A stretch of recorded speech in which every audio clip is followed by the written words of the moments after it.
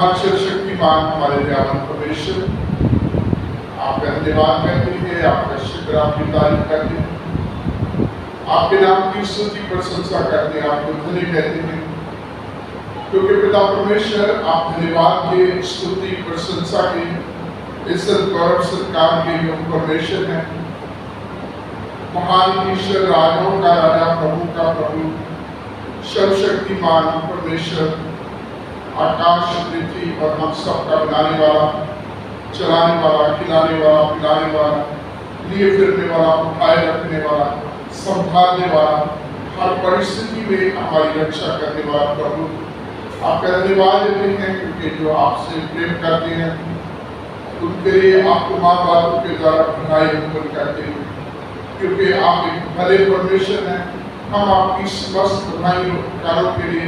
आपका धन्यवाद करते हुए अपने आप को, पूरी मंडली को, हर एक प्रिय को आपके हाथ में सौंपते हैं। हमारी रहनुमाई करें, अगुवाई करें प्रभु, जो तेरा वचन हम मनन करते हैं खाली है, आप अपने अनुग्रह से परिपूर्ण करें प्रभु यीशु मसीह के पवित्र नाम, आमीन। पिछला सप्ताह थर्सडे का दिन जो था 14 में असेंशन डे के नाम से, जो है सेलिब्रेट किया गया, जो प्रभु यीशु मसीह के मुर्दों में से जी उठने का 40वां दिन है। और थर्सडे से लेकर अब तक आज के दिन तक जो है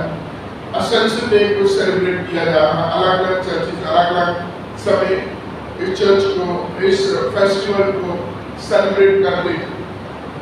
तो जब हम असेंशन डे की बात करते हैं, एक ऐसा पर्व है जो बहुत ही महत्वपूर्ण है, बहुत ही खास है, लेकिन जितना ही खास है उतना ही इग्नोर किया गया है। इसके बारे में चर्च के बीच में हम सब लोग जो है बहुत कम चर्चा करते हैं या इसके ऊपर कम वचन शेयर करते हैं, जबकि ये बहुत महत्वपूर्ण है। हमारे विश्वास का, अकीदा का एक अंग है। हम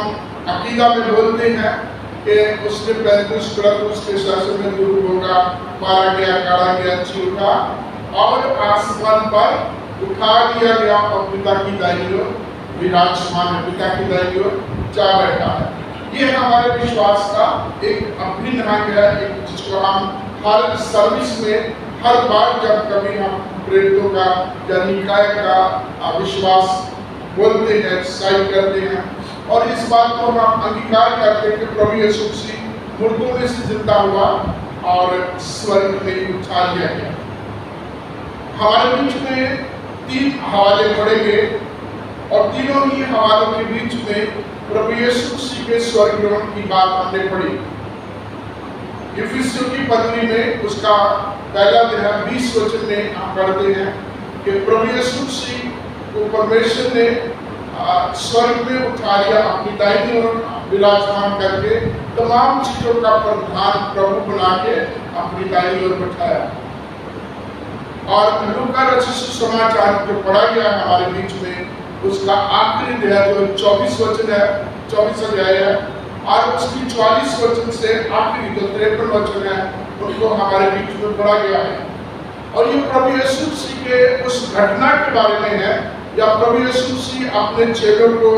बाहर ले जाते हैं, उस पहाड़ी पर ले जाते हैं और वहाँ उनको आशीष देते हुए स्वर्ग में उठा ले जाते हैं।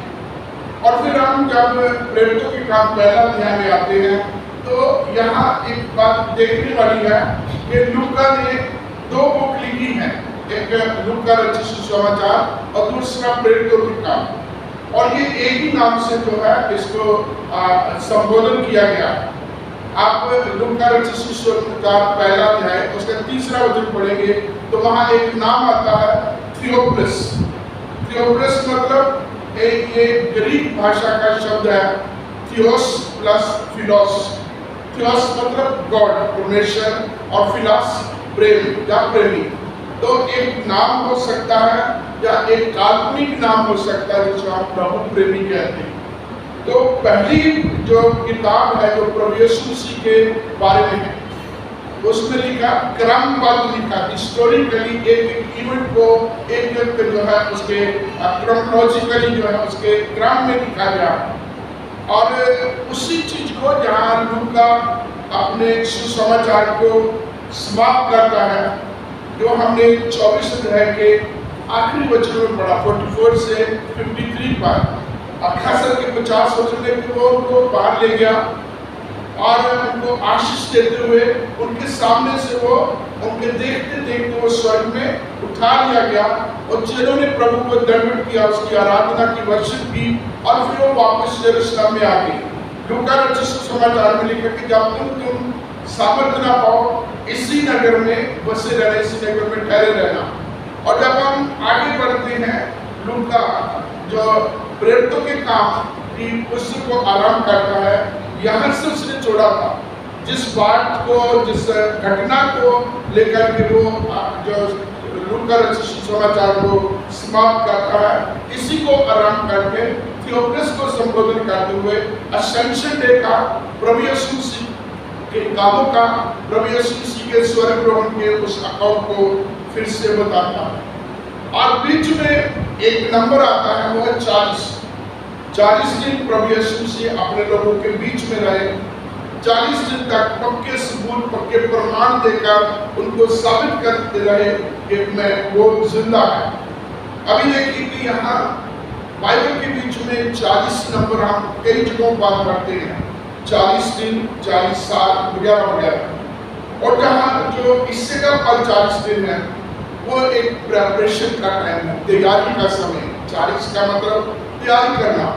और आप देखेंगे इससे पहले जब उपवास काल आरंभ होता है तो 40 दिन 40 रात का उपवास काल है। प्रभु यीशु मसीह अपनी सेवकाई आरंभ करने से पहले 40 दिन जंगल में निराहार रहते हैं और तैयारी करके उसके बाद जब जो है बपतिस्मा लेते हैं, आत्मा की चढ़ाई जंगल में रहते हैं और वहाँ 40 दिन 40 रात का उपवास करते हैं। उसके बाद वापस आते हैं और अपनी सेवा शुरू करते हैं। वापस आके हम मत्ती रचित सुसमाचार के 5वें अध्याय में देखते हैं कि प्रभु यीशु मसीह ने शिक्षा देना आरंभ किया और सबसे पहली शिक्षा प्रभु यीशु मसीह की थी, धन्य है वे जो मन के दीन है। और यहाँ एक मसीह की जिंदगी में दीनता, नम्रता, हलीमी होना बहुत जरूरी है। जब मत्ती 4 अध्याय में प्रभु यीशु मसीह की परीक्षा और वापस आना और 5वें अध्याय में पहाड़ी उपदेश और उसमें सबसे पहले प्रभु यीशु मसीह की शिक्षा दी। आगे हम उन जो है धन्यवाद के शब्दों को पढ़ते हैं और तमाम चीजों को, प्रभु यीशु मसीह के काम, प्रभु यीशु मसीह की शिक्षा, प्रभु यीशु मसीह के जीवन को आगे आप सुसमाचारों में पढ़ते हैं। और एक जगह पर हम देखते हैं कि प्रभु यीशु मसीह अपने चेलों को ले जाते हैं और उनके देखते देखते उनके स्वर्ग में उठा दिए जाते हैं। और एक बात कही है कि जब तक तुम सामर्थ्य ना हो तुम यरूशलेम में या उस नगर में ठहरे रहना। और यहाँ निकट चेले आनंद से वापस आए हैं, पहले प्रभु वर्षिप की है, फिर आनंद से वापस आए हैं और फिर उस तमाम मंडली की जो 120 की है उसके साथ प्रभु यीशु मसीह जो है उसके साथ जो है वो 140 लोग प्रभु यीशु मसीह की आराधना, परमेश्वर की स्तुति करते हैं। और 40 दिन प्रिपरेशन का दिन, जो प्रभु यीशु मसीह ने अपनी सेवकाई आरंभ करते हुए दुनिया में अपनी सेवकाई शुरू करने से पहले 40 दिन की तैयारी की। अब अपने मुद्दों में से चिंता होने के बाद फिर 40 दिन अपने चेलों को तैयार करते रहे। अब वो तमाम बातों को, उसका दुख उठाना, उसकी तमाम चीजें, उसका स्ताप, उसका विरोध, उसकी तो वो चीजें अब नहीं थी। 40 दिन के बाद प्रभु यीशु मसीह अपने चेलों को ये बताते रहे, ये सिखाते रहे कि जो भी बातें भविष्यवक्ताओं में, जो भी बातें नबियों ने, या जो भी बातें व्यवस्था में उसके विषय में, भजनों में उसके विषय में लिखी गई है, उन तमाम चीजों का प्रमाण देने की उनको सिखाते रहे कि मसीह का आना, उसका दुख उठाना और उसका मुर्दों में से जिंदा होकर के फिर स्वर्ग में उठा दिया जाना, ये प्रभु की एक विधि का विधान है, उसका एक अपना प्रबंध है, उसकी अपनी एक प्री योजना, उसका अपना एक जो है इंतजाम है। तो इन तमाम चीजों को जो है 40 दिन का बीच में टाइम दिया दोनों से प्रभु यीशु मसीह का और इन चेलों पर ध्यान। प्रभु यीशु मसीह के चेले प्रभु यीशु मसीह से पूछते हैं, क्या तू इस्राएल को अभी राज्य वापस करने वाला है? क्योंकि अभी तक जितने भी लोग थे प्रभु यीशु मसीह के चेले भी तमाम यहूदी, उनकी एक ही सोच थी कि प्रभु यीशु मसीह हमें राजनीतिक तौर पर या सामाजिक तौर पर हमें रोमी शासन से आजादी देंगे, जबकि प्रभु यीशु मसीह का जो राज है वो आत्मिक है, वो दुनियावी नहीं, वो स्वर्गीय है, वो स्वर्गीय स्थानों की जो है आशीषों का। तो प्रभु यीशु मसीह के चेले पूछते, क्या तू हमें या इस्राएल को वो राज्य अब तक लुटा रहा? तो प्रभु यीशु मसीह उनको ये बताते हैं, इस समयों को, इन चीजों को जानना ये तुम्हारा काम नहीं है, परमेश्वर ने अपने हाथ में रखा। और आगे आगे प्रभु यीशु मसीह को बोलते हैं कि तुम यरूशलेम में ठहरे रहना, परमेश्वर की प्रतिज्ञा की वजह से उस पवित्र आत्मा की, जब उस आत्मा की इंतजार करना, और जब तुम उस आत्मा को पाओगे तब तुम सामर्थ पाओगे और फिर तुम मेरी गवाही दोगे यरूशलेम में, यहूदिया में, सामरिया में और पृथ्वी के कोने कोने। और ये कह करके प्रभु यीशु मसीह के सामने, उनके सामने देखते देखते उठा लेंगे। जब प्रभु यीशु मसीह ये कहते हैं कि समयों का जानना, इस्राएल को राज्य कब देना कब नहीं देना, ये तुम्हारा काम नहीं है। तुम्हारा काम क्या है कि तुम यरूशलेम में ठहरे रहना, प्रभु के कदमों में बने रहना और उस आत्मा को पाके सामर्थ को प्राप्त करना। तो उस काम को जो प्रभु यीशु मसीह करके गए हैं, उस शिक्षा को जो प्रभु यीशु मसीह ने दी है, उनको प्रभु यीशु मसीह ने आगे आदेश दिया कि वो बातें जो मैंने तुम्हें मानना सिखाई है उन्हें मानना सिखाओ, जो बातें मैंने सिखाई उन्हें मानना सिखाओ, उन्हें चेले बनाओ, उन्हें पिता पुत्र पवित्र आत्मा के नाम से बपतिस्मा दो, जगत के अंत तक मैं तुम्हारे साथ रहूंगा। चेले यहाँ आप पूछ रहे हैं इस्राएल को राज्य लौटाने के बारे में, इस्राएल को राज्य देने के लिए, और प्रभु यीशु मसीह को और आगे पहुंचाते हैं और कोई सेवा के लिए कि जो सेवा मैंने रखी थी अब ये तुम्हारा काम है, अब मैं तुम्हारे हाथों में सौंपता हूँ और तुम इसको जो है जगत के अंत तक जो मैंने बातें सिखाई हैं, सब कौमों में, सब जातियों में, पूरे विश्व में तमाम जगहों पर जाकर के उन्हें सिखाते हो और उन्हें फिर चेले बनाओ, पिता पुत्र पवित्र आत्मा के नाम से बपतिस्मा। और जहाँ बीच में जो बात आती है कि ये असंसु देखा जाने का मकसद क्या है, इसका रिलेशन थोड़ा सा प्रभु यीशु मसीह के मुर्दों में से जी उठने का भी है। जब प्रभु यीशु मसीह इस दुनिया से जाने की बात करते हैं, दुख उठाने के बाद इस दुनिया से जाने की बात करते हैं, तो प्रभु यीशु मसीह के चेले उस समय उदास होते हैं, परेशान होते हैं, क्योंकि प्रभु यीशु मसीह उनके बीच में से उठाए जाने वाले हैं। हर कोई चाहता है कि उसका जो शिक्षक है, उसका टीचर है, उसका सिखाने वाला, उसका लीडर है, वो उसके साथ रहे और उसकी लीडरशिप करता रहे, उसकी अगुवाई करता रहे। और चेले भी यही चाहते थे कि प्रभु उनके साथ रहे, लेकिन प्रभु कहते हैं मेरा काम तुम्हारे लिए लाभ की बात है।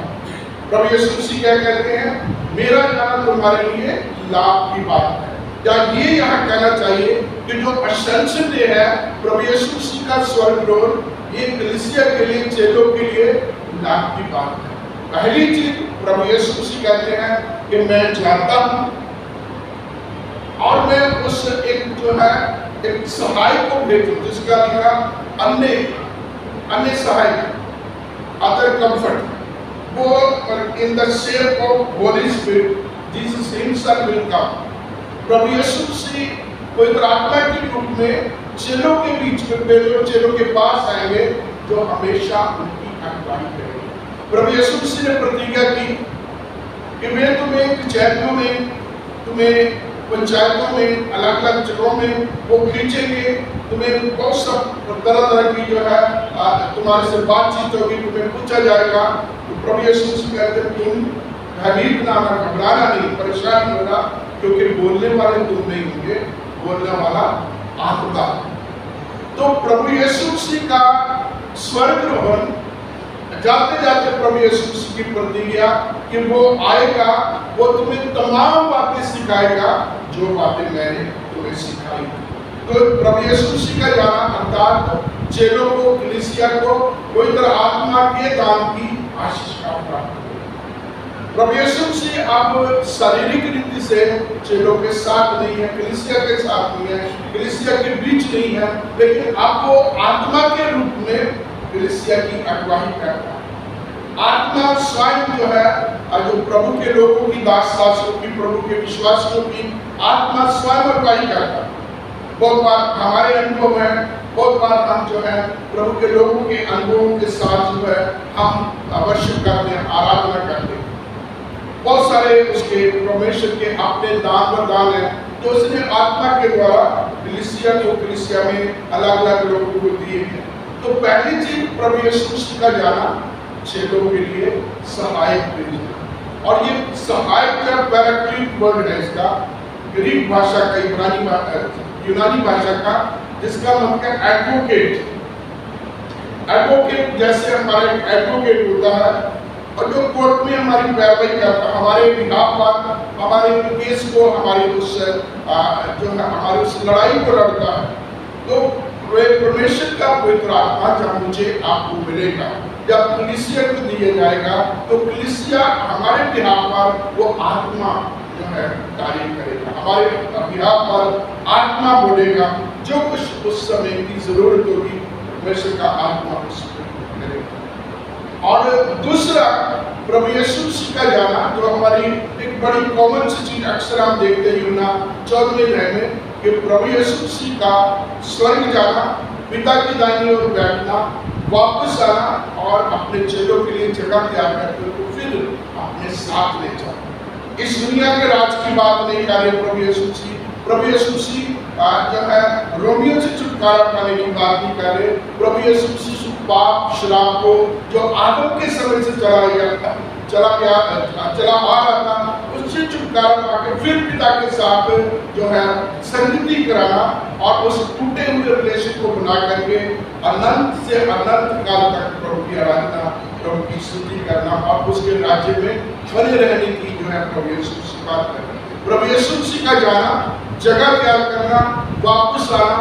और अपने चेलों, अपने लोगों को, अपने विश्वासी लोगों को अपने साथ ले जाना और हमेशा के लिए वहां राज करना।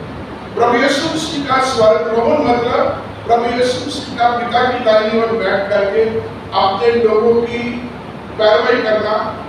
अपने लोगों के लिए प्रार्थना करना। क्योंकि परमेश्वर का पवित्र वचन कहता है,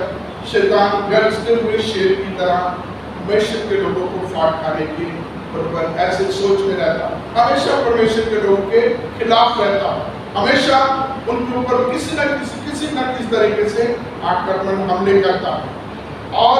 दोष लगाता, जिसके बारे में लिखा है भाइयों पर दोष लगाने वाला। शैतान का काम क्या है? दोष लगाना। वो आप कहीं से भी आप आराम से देखो, कहीं भी देखो, शैतान का काम ये है कि दोष लगाना। और प्रभु यीशु मसीह का स्वर्गारोहण परमेश्वर के दाहिनी ओर हाथ बैठ करके हमारे विश्वासियों के लिए, प्रभु के चुने हुओं के लिए प्रार्थना करना, गवाही देना कि ये वो लोग हैं जो कभी पाप में थे, ये वो लोग हैं जिन्होंने पाप से पश्चाताप करके लहू के मेमने के लहू से जुड़ करके अपने आप को परमेश्वर की सेवा, परमेश्वर की आराधना के लिए समर्पित किया। और वहां लिखा के शैतान के तमाम अग्नि बालों को जाते हुए तीनों को प्रभु यीशु मसीह अपनी इस सेवा के द्वारा उसको जो है विनाश करता है, नष्ट करता है, उनका बेअसर कर देता है। तो प्रभु यीशु मसीह स्वर्गारोहण का आशीष जो मुझे और आपको कलीसिया को मिल गया कि प्रभु यीशु मसीह जगह तैयार करते हैं, प्रभु यीशु मसीह सहायक भेजते हैं जो हर बार निरंतर हर जगह हमारा मार्गदर्शन करेगा, हमारी अगुवाई करेगा और फिर हमारे ऊपर शैतान के हाथ आकर को हमारे ऊपर जो हमले के तौर पर रहता है उससे हमारी रक्षा करेगा।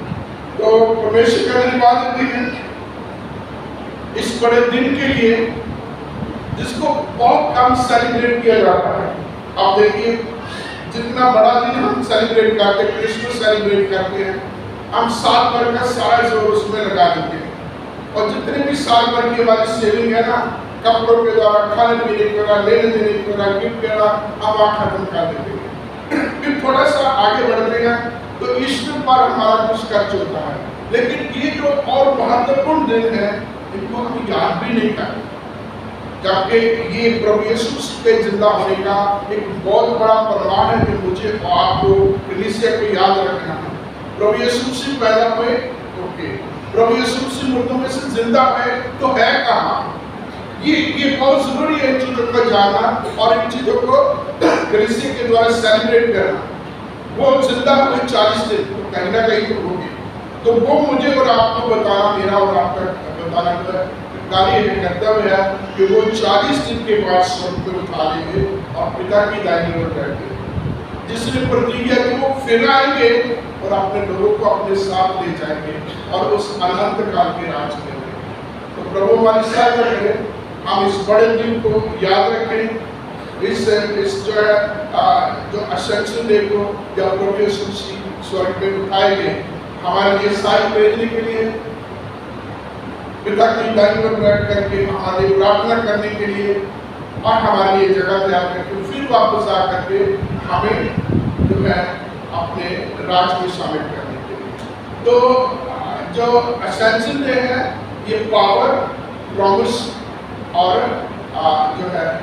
प्रोक्लेमेशन, ये 3 चीजों के लिए मुझे और आपको अगवाही करता, आह्वान करता है कि हम प्रभु की पावर पाने के लिए, पवित्र आत्मा की पावर, जो अभी अगले हफ्ते हम देखेंगे, या पेंटिकोस्ट का दिन आएगा, परमेश्वर का पवित्र आत्मा जब चेलों के ऊपर उतरेगा, तो वो सामर्थ्य कामों का त्याग करेंगे,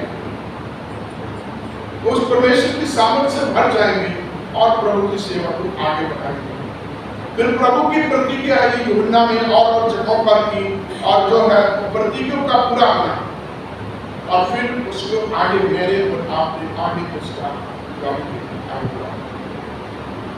महान सर्वशक्तिमान हमारे दयावान परमेश्वर, हम धन्यवाद देते हैं कि आपने कब्र पर, मौत पर, शैतान पाप पर, मृत्यु के ऊपर आपने विजय पाई। 40 दिन आप अपने चेलों के साथ रहे, पक्के प्रमाणों के साथ उनको अपने जिंदा होने का आपने सबूत दिया, और उनको वो तमाम बातें जो प्रभु आपके विषय में व्यवस्था में, भजनों में, नबूवतों में लिखी गई है, उन सबको सिखाया, समझाया, और 40 दिन के बाद वो स्वर्ग में उठाए गए, ये प्रतिज्ञा करते हुए कि वो वापस आएंगे, अपने लोगों को अपने साथ ले जाएंगे, वो आएंगे अपने लोगों के लिए जगह तैयार करने के लिए, वो अपने लोगों के लिए सहायक भेजेंगे जो हर समय उनकी सहायता कर रहा है। हम पिता परमेश्वर पवित्र आत्मा जी के लिए हम आपका धन्यवाद देते हैं, तेरे उस आत्मा के लिए जो हमारी हमेशा सहायता करता, अगुवाई करता है, तेरी चीजों को, तेरी बातों को समझने के लिए, तेरे भेदों को समझने के लिए, और प्रभु तेरी आराधना करने के लिए तेरा आत्मा हमेशा हमारी अगुवाई करता है। हम आपका धन्यवाद देते हैं, आपका शुक्र, आपकी तारीफ करते हुए उस महान दिन के लिए जब तू इस दुनिया से उठाए गए पिता की दाहिनी ओर बैठे हैं, हम आपका धन्यवाद करते इस प्रार्थना को आपके कदमों में लाते हैं, प्रभु यीशु के पवित्र नाम में, आमीन।